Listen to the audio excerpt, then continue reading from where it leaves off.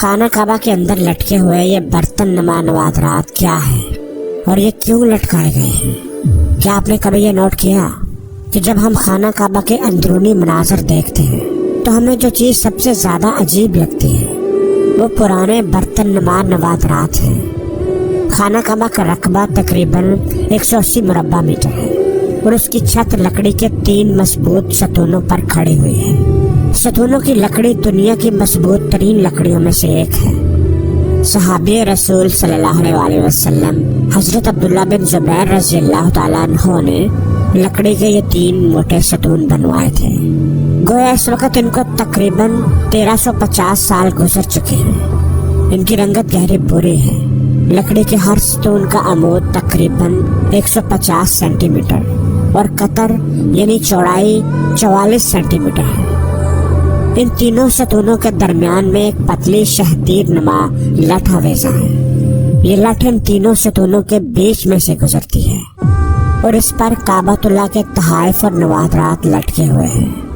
یہ برتن نما نوادرات اسلامی ادوار کے دوران مسلم ممالک کے سربراہان کی طرف سے کعبہ شریف میں پیش کیے جانے والے نوادرات ہیں۔ ہو سکتا ہے کہ ان میں سے کچھ نوادرات دور نبوی اور خلفائے راشدین کے ادوار سے بھی تعلق رکھتے ہوں۔ اس کے علاوہ خلافت عثمانیہ کے دور میں پیش کیے جانے والے نوادرات بھی موجود ہیں۔ یہ نوادرات ممکنہ طور پر 3 اقسام کے ہیں۔ پہلے نمبر پر آتے ہیں لیمپ اور فانوس، یعنی جس زمانے میں بجلی نہیں تھی اس زمانے کے لیمپ یا فانوس کعبہ کے اندر روشنی کے لیے لٹکائے جاتے تھے۔ ان میں سونے اور چاندی کے بنے ہوئے قدیم طرز کے فانوس نما لالٹینیں اور لیمپس وغیرہ شامل ہیں۔ دوسرے نمبر پر آتے ہیں بخوردان۔ ان میں عود، لوبان اور بخورات سلگانے والے برتن یا بخوردان بھی شامل ہیں، جن میں یہ خوشبودار بخوردان سلگائے جاتے تھے۔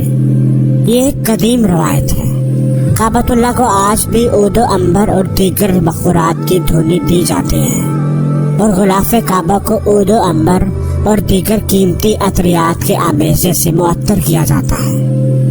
تیسرے نمبر پر ممکنہ طور پر ان میں غسل کعبہ کے دوران ہونے والے عرق، غلاب اور عطریات کے برتن بھی شامل ہو سکتے ہیں۔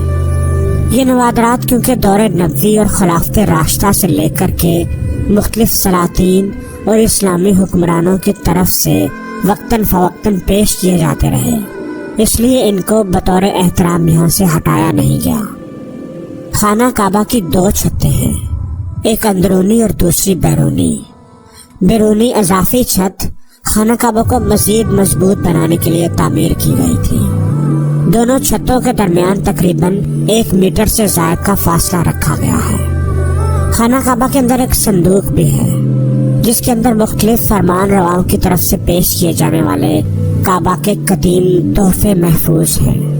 کعبہ کا اندرونی فرش سنگ مرمر کا ہے، تاہم سنگ مرمر کے دوسرے رنگوں کے ٹکڑے بھی فرش پر لگے ہوئے ہیں۔ خانہ کعبہ کا اندرونی حصہ خوبصورت سرخ رنگ کے ریشم کے پردے سے ڈھانپا ہوا ہے۔ خانہ کعبہ کے اندر 8 پتھر ہیں اور ان پر خط ثلث میں عربی عبارت کندہ ہیں۔